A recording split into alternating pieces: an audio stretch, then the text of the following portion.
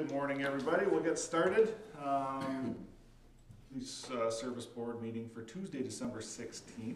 Oh, yep, turn my microphone on. Thank you very much. There we go. So, good morning. Welcome to Strathroy-Caradoc Police Service Board meeting for Tuesday, December 16th, 2025. Roll call because we have all members present and accounted for. Move on to approval of the agenda. The recommendation December 16th Police Service Board meeting agenda be approved as circulated. We have a mover and a seconder for that. Moved by Member Brennan, seconded by Member all in favor. Perfect. Number 3, any declaration of pecuniary interest we need to know about? Seeing none. Moving on. Number 4, reading correction approval of minutes. The recommendation that the minutes of November 18th general meeting of Strathroy-Caradoc Police Services Board be approved as written. We have a mover and a seconder for that. Moved by Member Rowe, second by Member Grantham. All in favor? Perfect. And chugging along right to number 5, the monthly police service reports. We'll pass it over to the chief to go over those and answer any questions before we receive them. Chief. Thank you, Chair. So again, I made some highlights in some of the reports, some areas that I was going to speak to. If I just move into the criminal investigation division, actually there's some comments I was going to make about the first 5 bullet points. You'll see the first one there, a criminal harassment investigation that was launched. Somewhat unique in that it was basically driven by some internal complaints from some of our members regarding some harassing behaviors from a community member that started to arise when our members noticed they were seeing the individual while off duty and following them around town and such. So there was an investigation launched, and you'll see that the male has been taken into custody. Charges have not been processed as of yet, as they're still gathering additional evidence. Bullet point number 2. I just 1 second there, Keith. Sorry, Member Hahn. In regards to bullet number 1, since that time frame of October 31st, when the person was brought forward into custody and released, has there been any ongoing in the month and a half after he had been released? So through the chair to Member Hahn, I'll refrain from maybe just providing any additional comments, since it is an ongoing criminal investigation that has not yet appeared before the court. So I don't want to sort of provide disclosure that may sort of run contrary to the evidence gathering. Very good. I appreciate what you're saying. Stalking is always a fearful matter, so it's good that it's continuing to be reviewed. So just carrying on, bullet point number 2. I want to bring this just to your attention because this incident, again, great work by our uniformed members to, I'll use the term flood an area in an attempt to locate a potential stolen vehicle, which they did.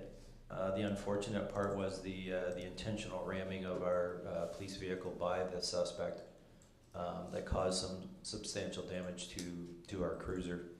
The investigation, as it's outlined, is still ongoing, and there is some attempts to build a case against the potential suspect that was involved in the initial theft.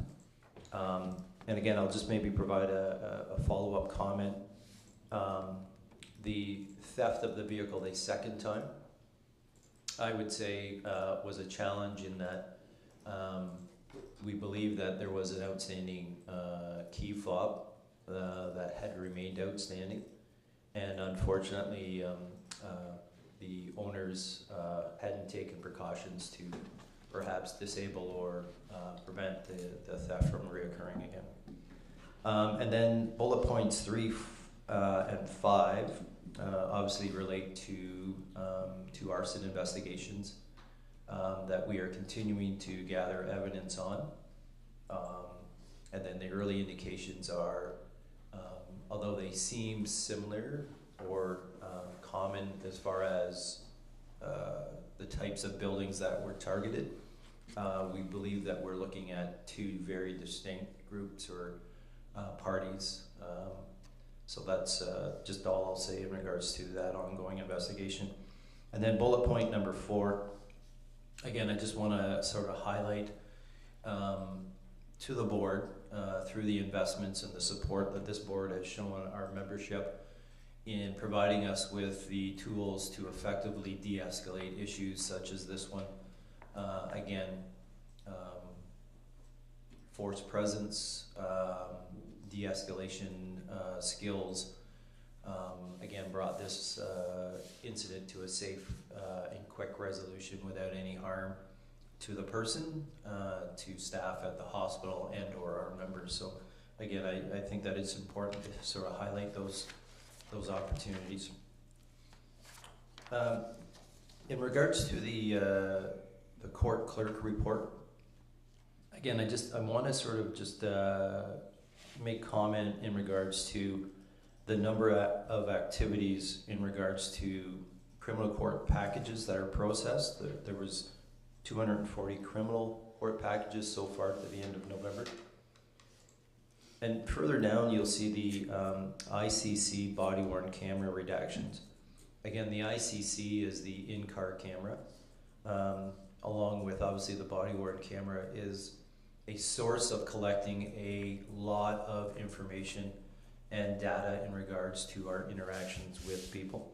And again, you'll see that there was 1,124 occurrences or incidents where we had to go through and redact personal information or identifying information as part of court processing pieces. And I just want to bring that information to the awareness of the board. And then the last area I really wanted to sort of highlight is in the community school resource officer, media officer, and mobile crisis response team report. I know that's a long title, and it's 2 members doing very different but very important roles for the organization in this community. In the media, under Constable Lockwood, again, she's been very, very active, very progressive.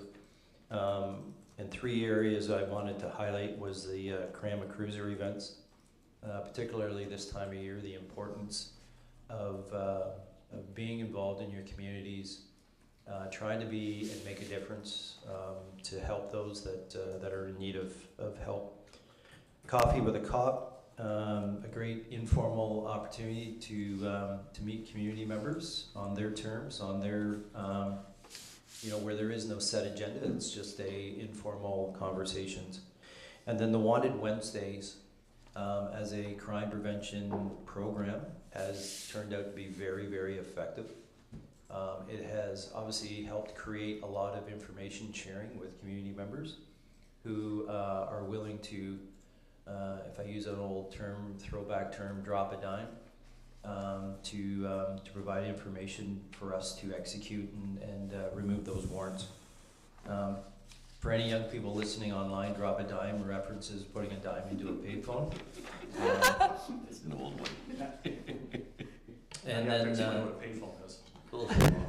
there's one out in front of town hall. So, and then in relation to community events, again, Constable Lockwood looking at some of the proactive programming, the fraud awareness, a crime prevention presentation for the local Lions Club, another crime prevention Q&A at the local library.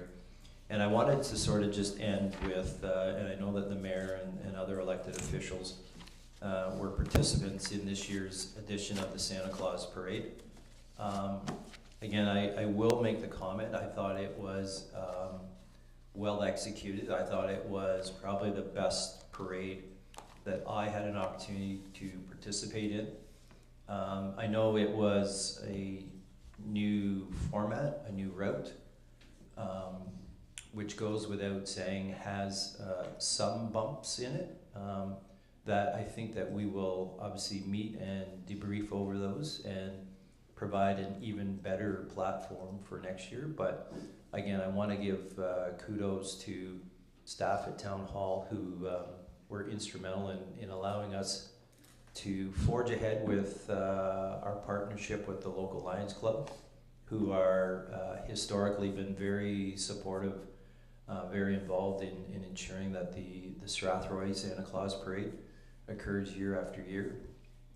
And I just want to sort of mention that I thought it went off really, really well, and I hope that the community enjoyed it, and we'll be back next year in even bigger crowds to again help us celebrate the holiday season as we launch that parade event. Super, thanks very much for that update. I have one question, just in the use of force report, that first incident there, well, it sounds like it was quite the event at the hospital. Right where it said after the third CEW deployment, I was wondering if you could clarify, I've never heard of a drive stun being deployed. If you could elaborate on what that is. Yes, so through the chair to the chair. With a taser device, it functions in a variety of ways.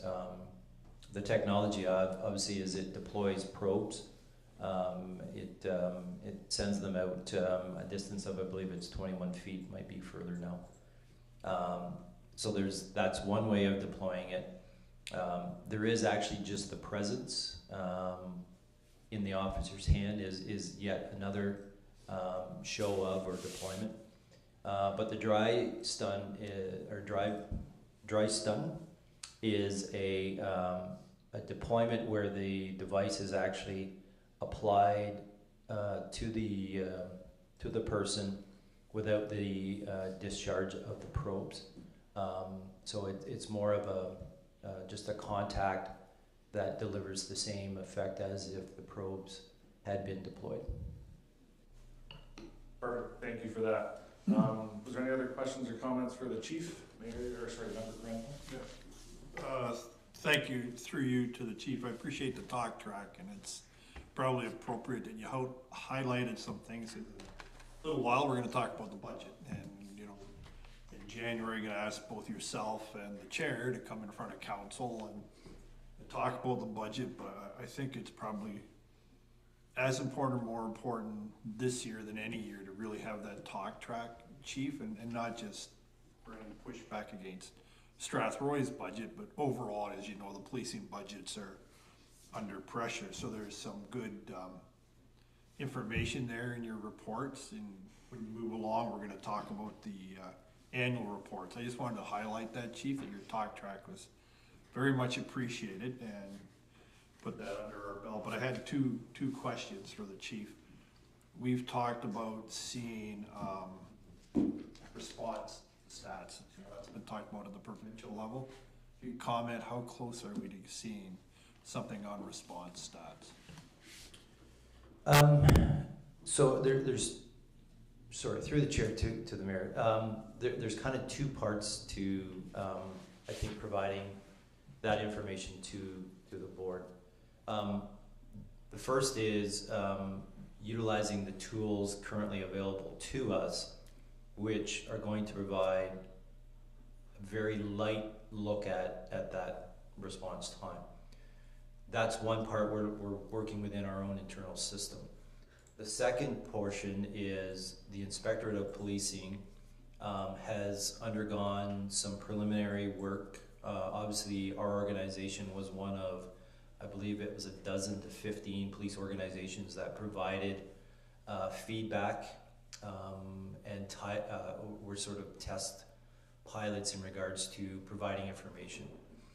I think that the inspectorate is looking to formalize more of a standardize as to what does a response time look like. So with that sort of in the queue, it's about, do we want to just provide the board with our raw data initially, or do we want to wait and find out from the Inspectorate of Policing what sort of format are they looking for, and then put the data into that format so that it appears to have some semblance from a provincial lens. So it's not a dragging of a responsibility to complete it.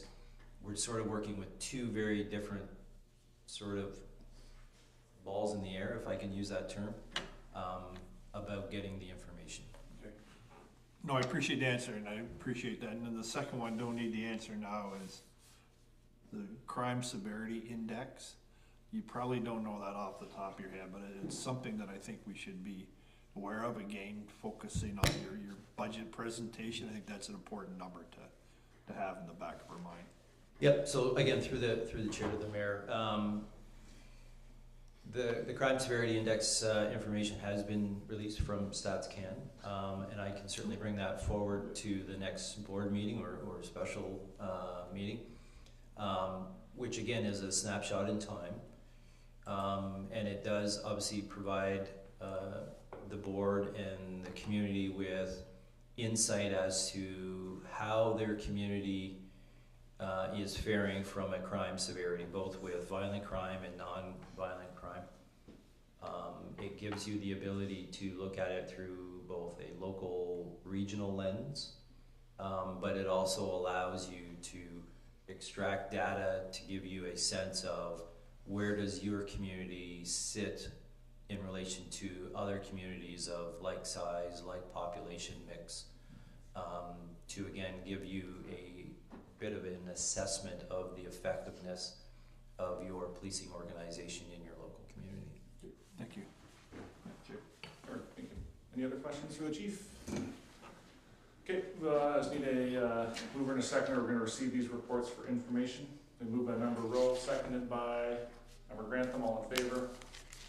Perfect, thank you. And we will move on to staff reports, the annual report and the pre-service budget. We'll pass it back over to the chief for those. Again, thanks, Chair. So my first comment on the 2024 annual report is it is being delivered later than it should be. There was just some other priorities that sort of interceded in getting this completed in time. It says I think June of every year is, I think under the Act, is when they are looking for annual reports. That presents some challenges, and again, I appreciate the mayor's comment earlier about crime severity. In past annual reports, I have included crime severity as part of the information in those reports. To meet a June deadline, the crime severity for the previous year generally doesn't drop till July or August. So it's the horse before the cart sort of piece. That being said, I want to make a quick shout out to Rachel Mead, who works here in Town Hall under, I guess, the direction of Heather Lavon. I met with Rachel about almost 3 weeks ago to utilize her skill set in being able to take a lot of the raw information that is in this report and actually format it in a way that I thought presents well, not only for the board, for council, for our community members, because it's less descriptive and more pictures, graphs, and formatted in a way that I think captures the attention of people who are reading it and probably allows them to see in a more precise way what sort of activities the local police service is providing in this community. As important, our strategic plan priorities are very clear and outlined in this document. And I'll just bring an example, and I'll just pick a random page. But if you look at page 14, the mental health, we specifically and deliberately tied in where in the strategic plan this particular activity connects back to the strategic plan. So you'll see excellence in people and culture. You'll see at the top of a lot of those pages, those little marks that again give you the visual cue back to where in the strat plan or strategic plan this effort, this activity is impacting our strategic plan in delivering excellence in community safety and policing. So this is, again, now that we have kind of created a format that I think is effective, certainly I'm willing to take any advice and direction and comments from the board in regards to other areas where they see maybe changes or additions or deletions to how the formatting goes. But again, I was also looking for a document that wasn't 40 to 50 pages long, as I've seen with some of our comparator services that are very lengthy. I wanted something that was a little more concise and deliverable to our community. So those are my comments in regards to the report and how it originated and why it's formatted the way it is. But again, certainly we'll appreciate and take any comments or questions from the members. Thanks, Chief. Yeah, it's a great report. I like the, you pointed out the kind of the pillars up in the top corner there. I didn't notice when I was reading it through the first time, but I think that's good that it ties back into our strat plan. And I think it's important we highlight some of these stats that you have on page 7 for the public. Traffic crimes down, property crimes down, motor vehicle collisions down, and community engagement opportunities has more than doubled. So I think that's pretty important that people know about that, the good work that's being done, and that you can see that it's being effective here. So good work. Any other comments or questions for the chief from anybody? Member Rowe? Yeah, I just had one question. The report is in draft form right now. Is that my understanding? Or it's not, it has not been delivered yet? Yeah, so through the chair to Member Rowe, that's correct. It's, I guess it's beyond draft. It's now presented to the board for their information and a motion to approve. So it would be subject to any recommendations that the board itself would have? Correct. Okay, thank you. Yeah, fantastic report. I think it's great, and just a note on implementing the strategic plan into it. I think too often we get reports, whether it's here or in private business, and they sit on the shelf, so to refer back to it shows value for the money. But as someone too who sits through long, lengthy reports, this is a fantastic report, Chief. Thank you. Member I really appreciated the report too. It's a good summary of activities. And the question I had was with the 2024 numbers. I think it was page 7 that you had referred to, Chair.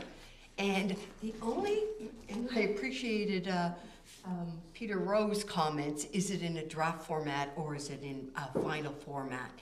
The one area that I was looking at was the 911 calls. All the other variable figures are relative, and they're, they relate to 2023. However, 2024 in September, we engaged with the 911 calls with the Middlesex County Fire Dispatch, and I think that's why you see that significant 47% increase. And maybe, but I think it's too late. If it had had a star to say September, we engaged with the Middlesex County Fire Dispatch. Do you know what I'm saying? So through the chair to Member Hahn, I know exactly what you're saying. And I was on the cusp of saying, well, we introduced the county 911, but obviously you're well aware of that information.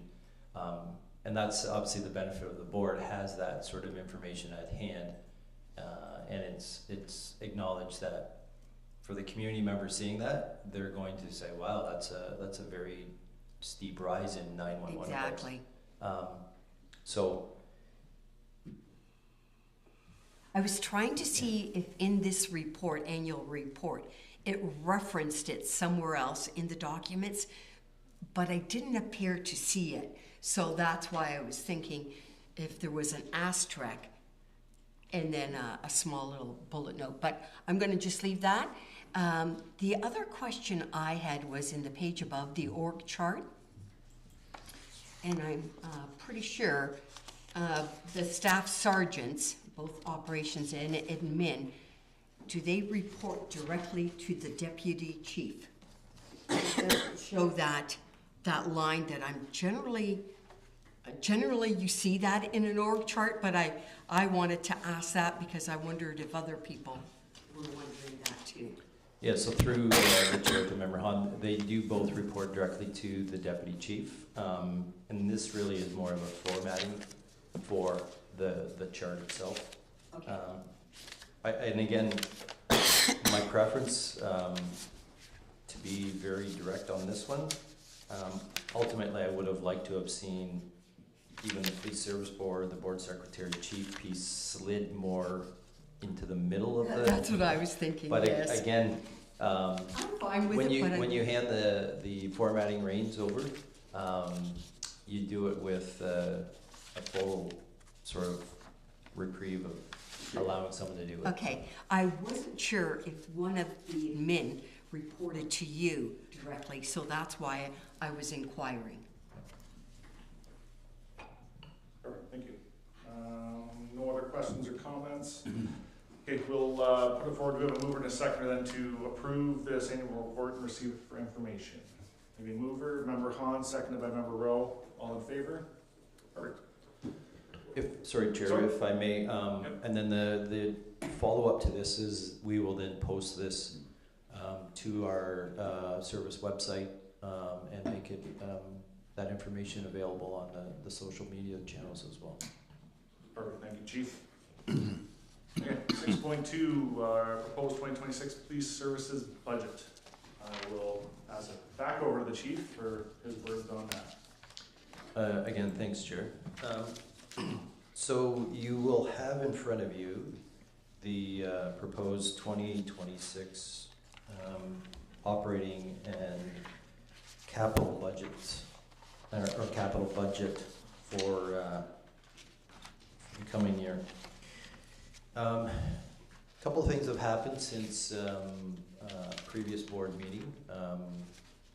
Probably the most important thing is the collective agreement for the next 4 years has been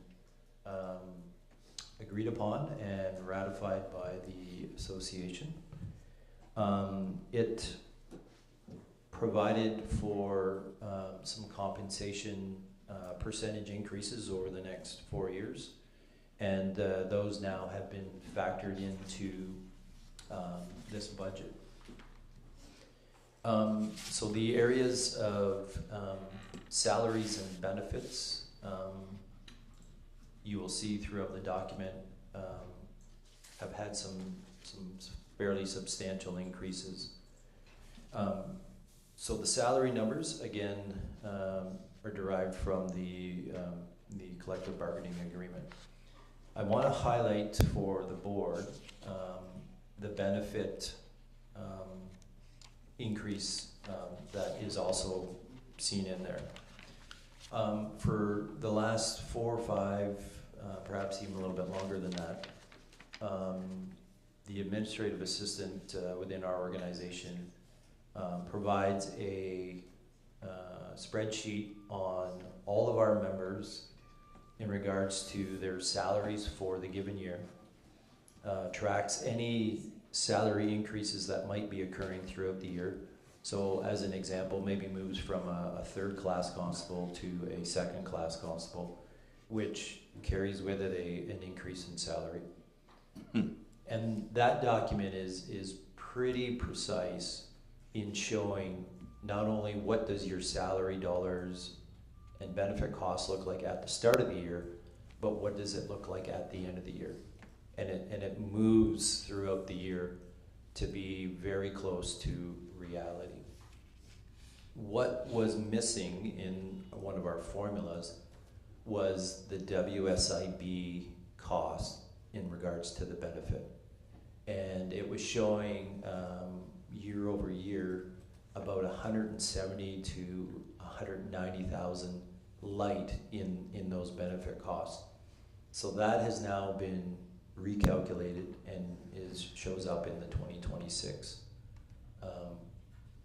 benefit numbers that you see, and that's excuse me, that's what's driving a lion's share of that increase in the benefit cost.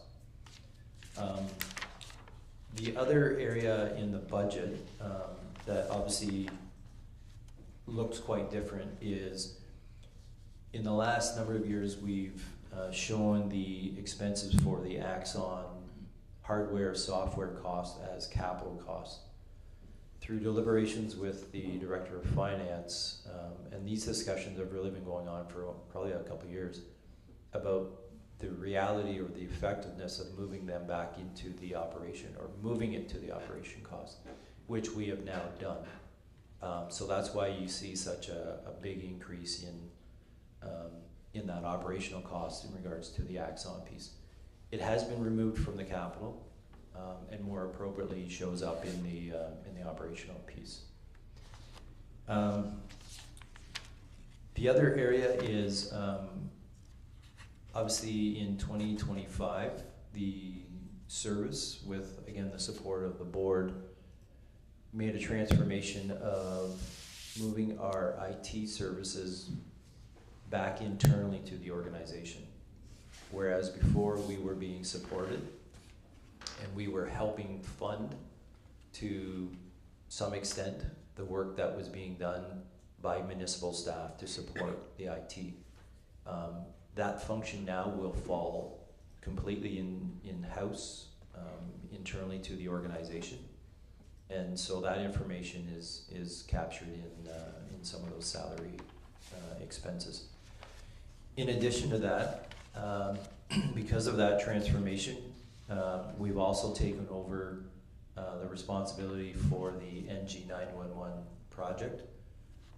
And you'll see both in the revenue section of this budget as well as the expense section, the NG 911 funding of 1.4 million, just over 1.4 million of a grant. We've divided that expenses of that work out between operation and capital.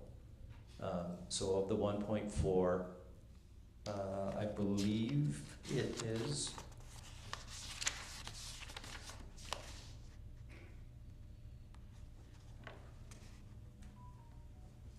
$1.4 minus 832,000, whatever that number is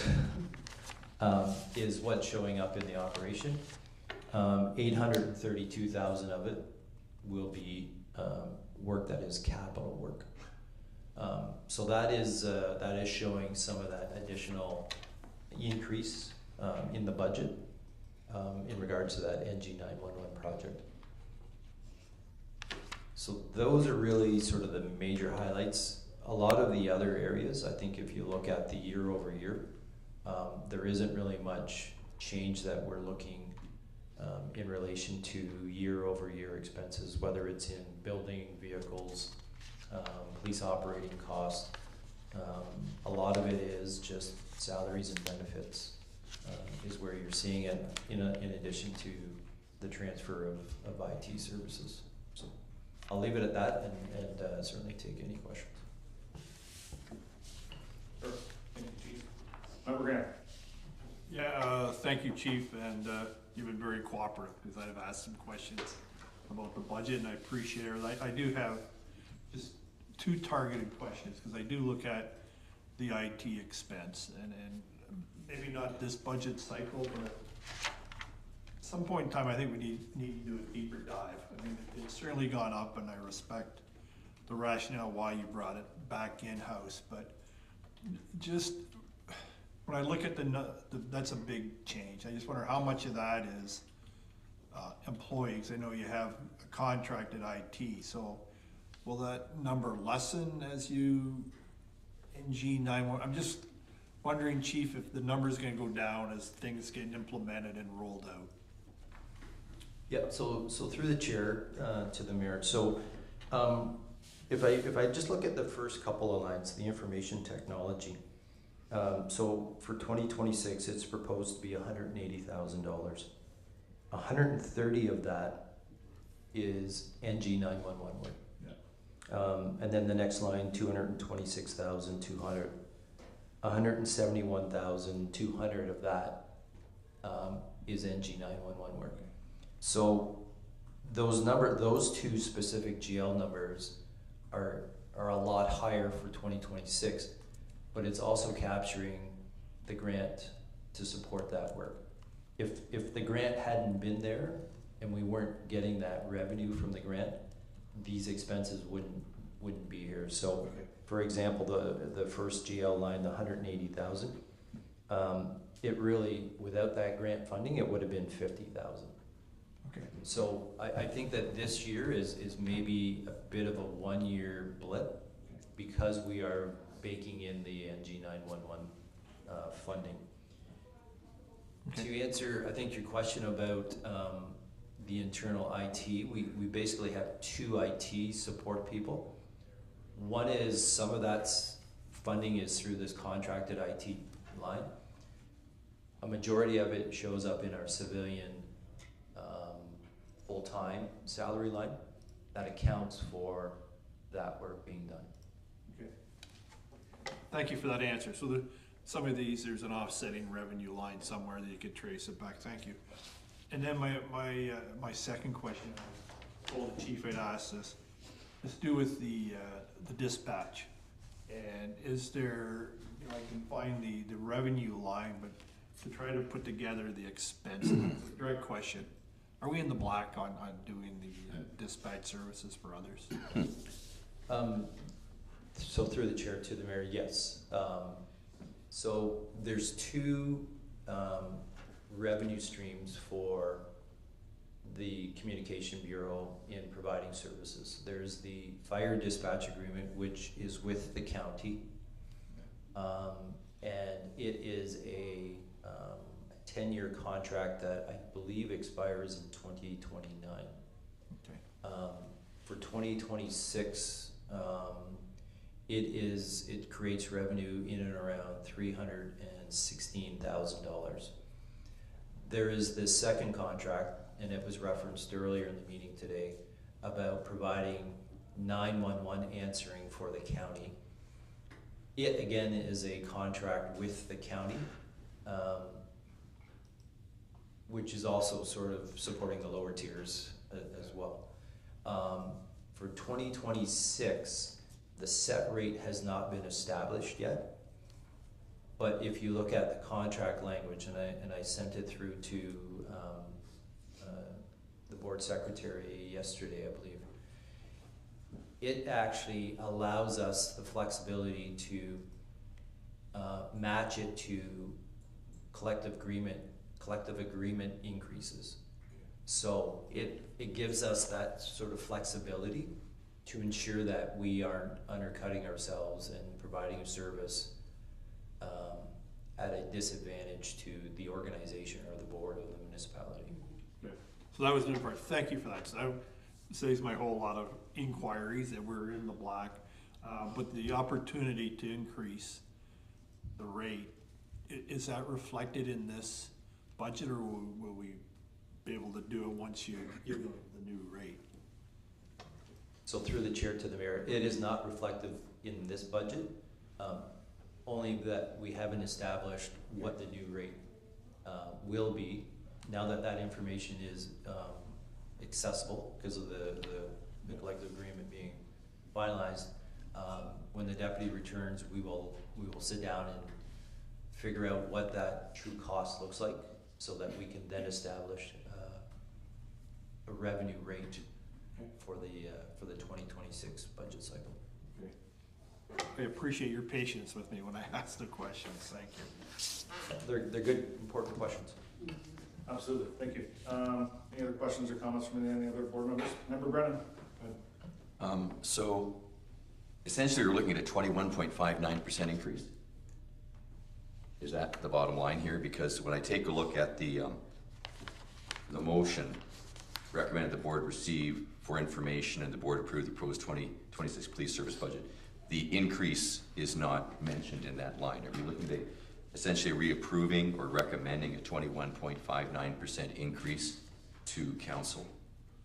Is that the bottom line here? Yeah, I think it's 9.9, Counselor. 9.9. So I'm just trying to look. I'm looking for the number. Like, Yeah, it's at the see, top.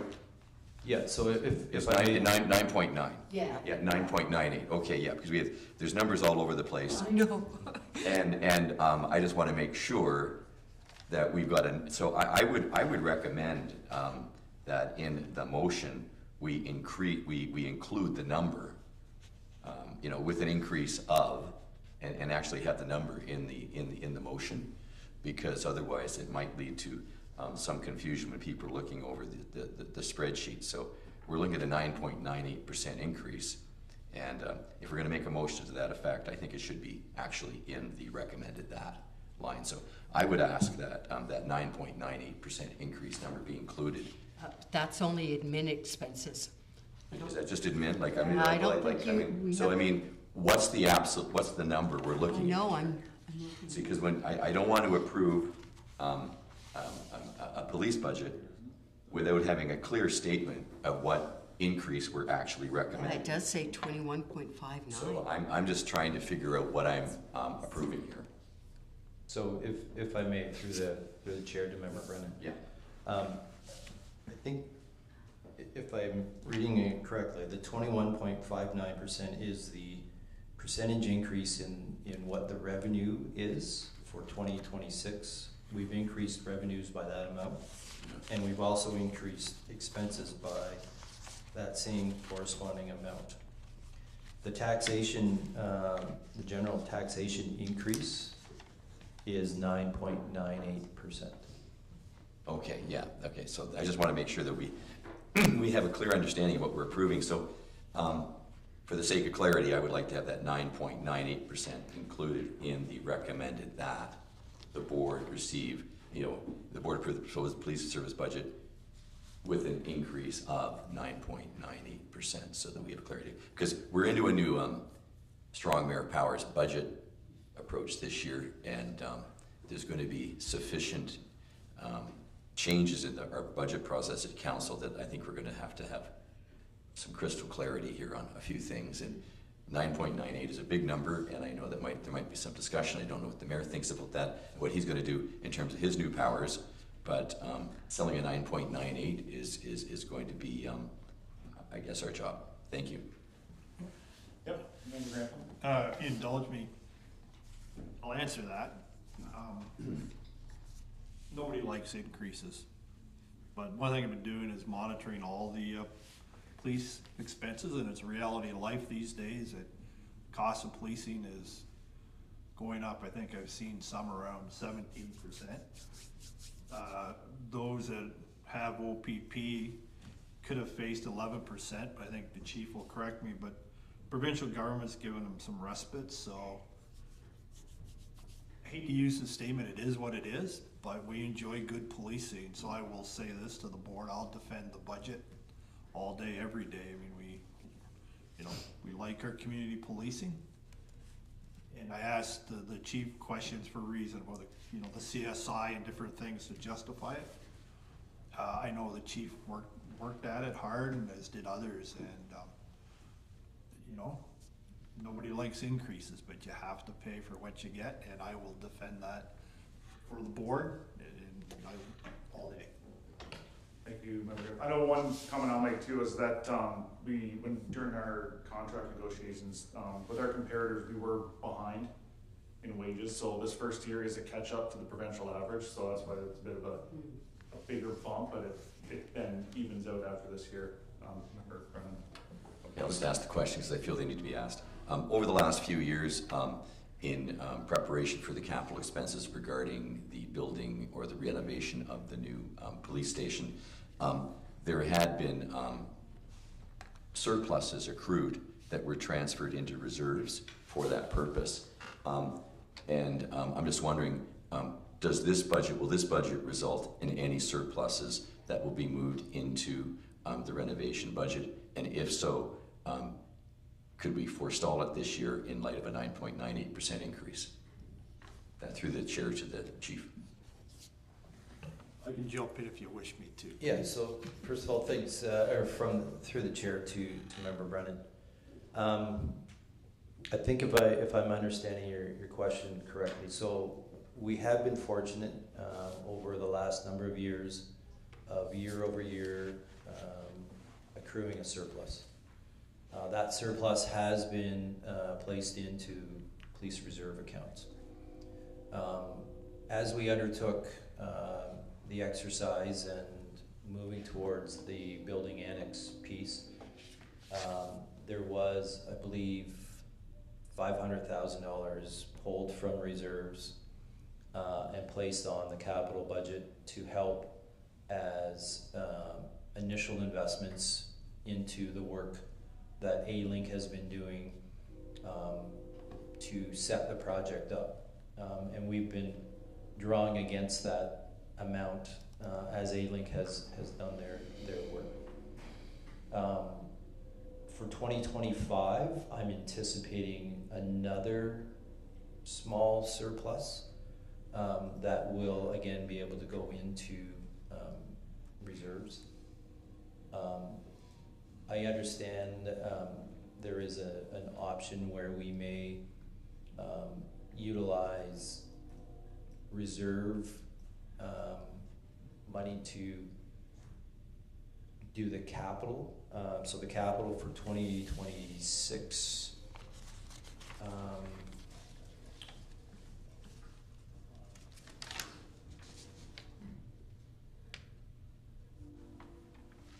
the amount being, I believe it's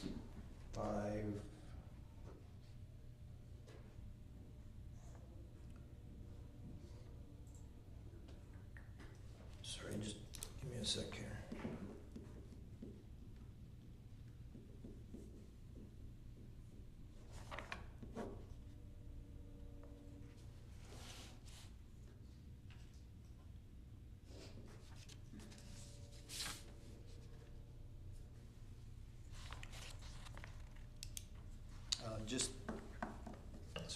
Just over 550, I believe,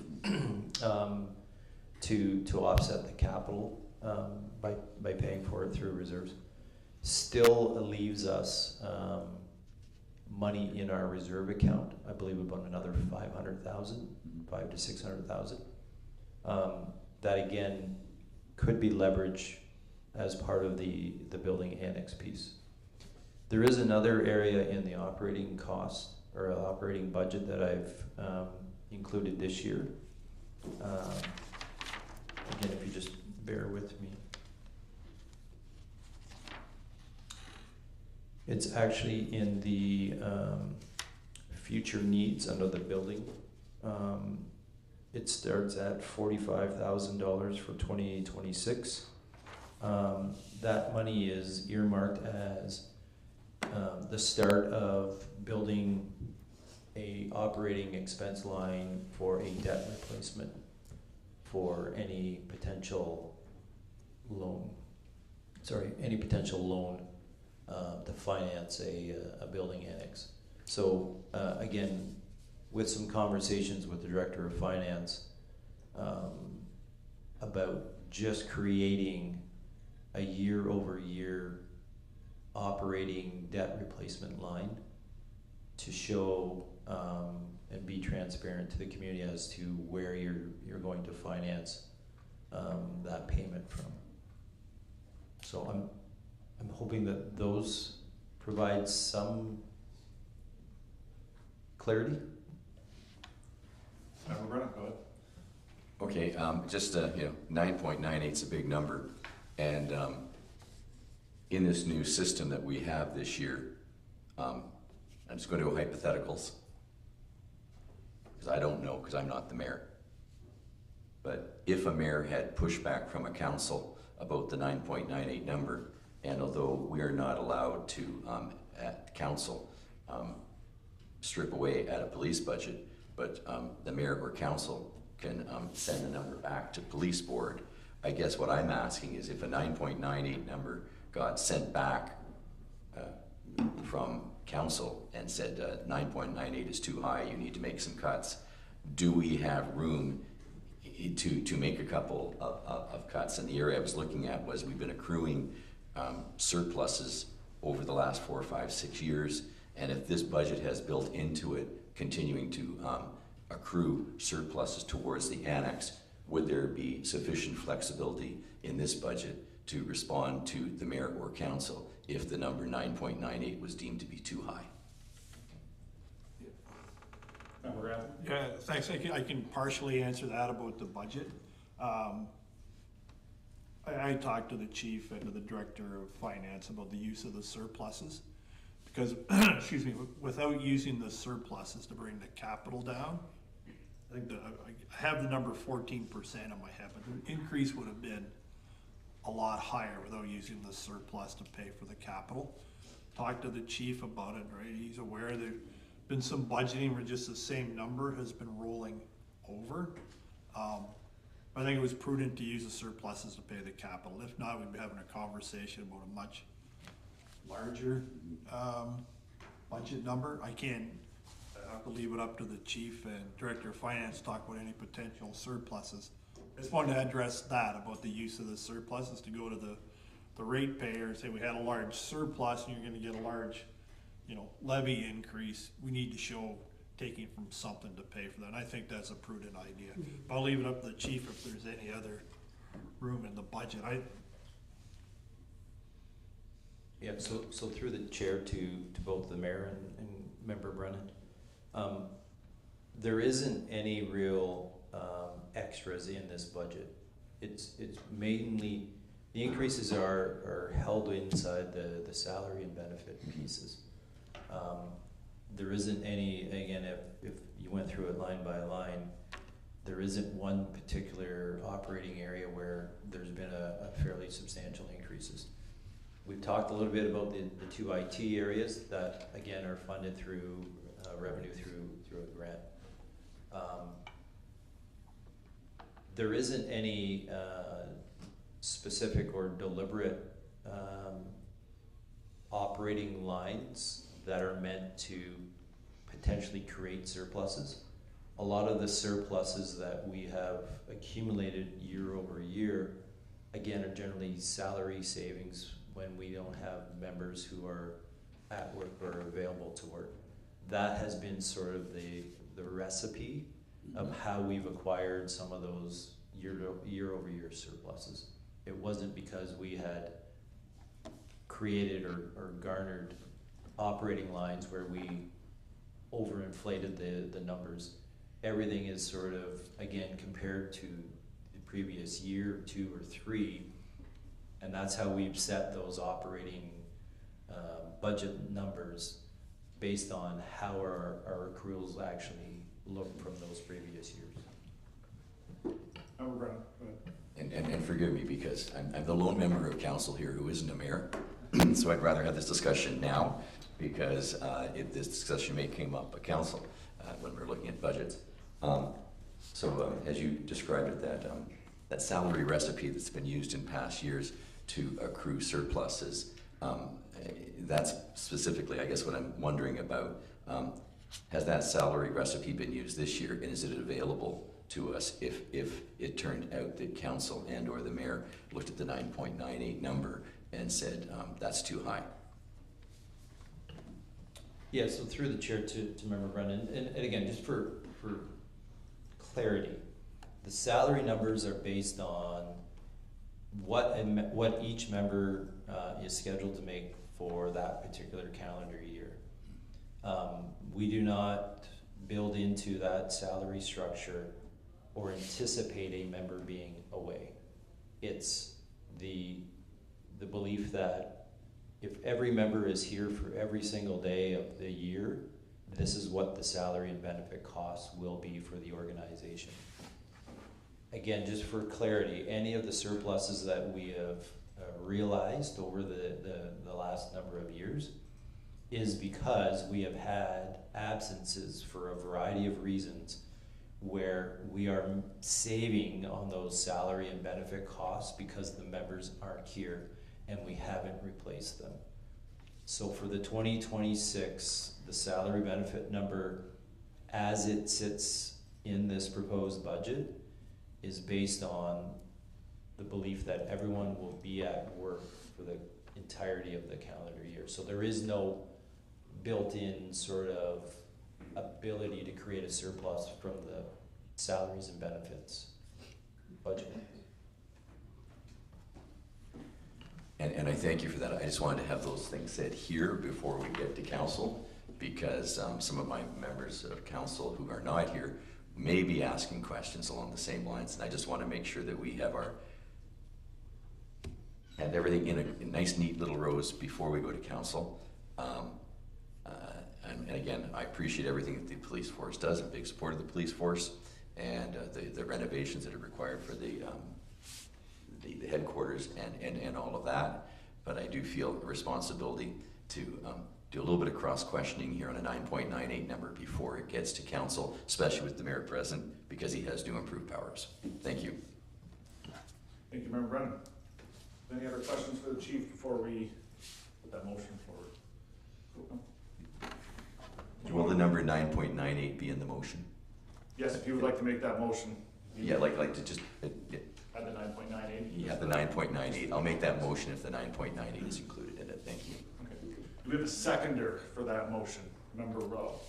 Just a question, to Councilor Brennan and to the clerk, you not wanting, wouldn't call it a 9.98, it's a levy increase, right, Councilor? The 9.9 is a tax, I make sure, put that word in there that people understand, it's levy, right? The motion has been, Do you want me to read it out, clarify it? sure, thank you. Okay, so the motion then would be that the board approve the proposed 2026 police services budget with a levy increase of 9.98%. Yes. Good with that. Peter, you're still good to second that motion? Member Rose seconded that. All in favor? Approved. Thank you very much. Okay. All right, moving on, number 7, announcements and inquiries by members. We'll start to my right here, Member Rowe. Comments, questions, inquiries? Nothing? Member Brennan? Comments, inquiries, questions? Merry Christmas. Merry Christmas, guys. Perfect. Member Hahn? None. None. Member Grantham? Just one, because we're, not just Christmas, we're coming to the close of the new year, and it's been a good year, and I just want to take the opportunity on behalf of the municipality of thanking our police service for everything they've done. We are, as I've said repeatedly, we are in a safe community, so please pass on to your staff, chief, my sentiments from the municipality. Thank you for everything you've done this year. Perfect. Actually, yeah, I was gonna mention something similar to that. Police service has done excellent work this year. I know we got a lot of growth coming, a lot of changes next year, which I'm looking forward to, so good job. I'd also like to thank on a personal level, all the members of the board for supporting me during my first year as chair. It was quite a learning experience, and everybody was really kind and accommodating, so thank you very much. Okay, moving on, we need to move in camera to discuss the following. One item in accordance with the municipality's procedure bylaw to approve in-camera meeting minutes. And then one item pursuant to section 44 sub 2D of the CSPA as amended regarding labor relations or employee negotiations. We have a mover and a seconder to move into closed session. Moved by Member Grantham, seconded by Member Hahn. All in favor? Like,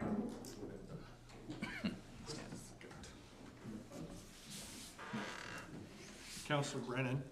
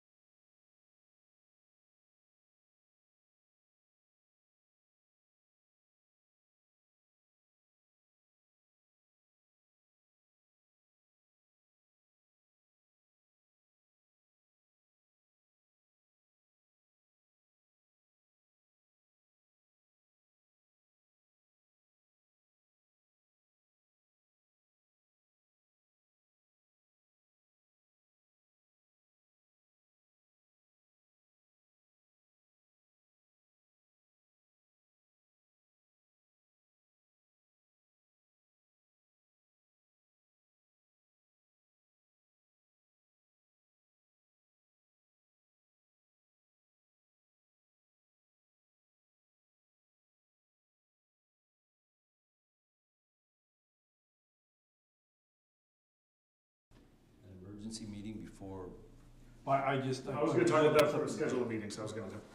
Okay, we're back in open session, welcome. So the board moved into closed session to discuss one item in accordance with municipalities procedure bylaw to approve in-camera meeting minutes. And then one item pursuant to section 44 sub 2D of the CSPA regarding labor relations or employee negotiations. So we brought forward a motion that the board, so we have motions on the table to approve the uniform and civilian agreements between the Police Service Board and the Strathroy-Caradoc Police Association for the period commencing January 1st, 2026 and expiring December 31st, 2029. We have a mover and a seconder for that. Moved by member Rowe, second by member Hahn. All in favor? Fantastic. Okay, schedule of meetings. We did have, there was a discussion about having a special meeting to discuss, sorry, member Grant, refresh my memory. Just the costing of the annex. Sorry, yes, the costing of the annex before we present the police budget to council. So we were gonna be looking at, it'll be the first 2 weeks of January. Real quick, does anybody have any issues with any dates in that, or should we decide on a date in the next week or so through an email chain? Would that be easier for everybody? Yes. Yeah, just we can email some dates, but yeah, just put out there, we'll have a special meeting to discuss the annex costing, get that approved by the board. That way we have that going into the police budget approval on January 13th. Okay. Next scheduled meetings, we got Tuesday, January 20th, 2026, Tuesday, February 17th, 2026, and then March 17th, 2026. And with that, just need someone to move the recommendations that the police service board adjourn at 11:35. We have a mover and a seconder. Adjourn. Moved by member Grantham, seconded by member Brennan. All in favor? Thanks, everyone.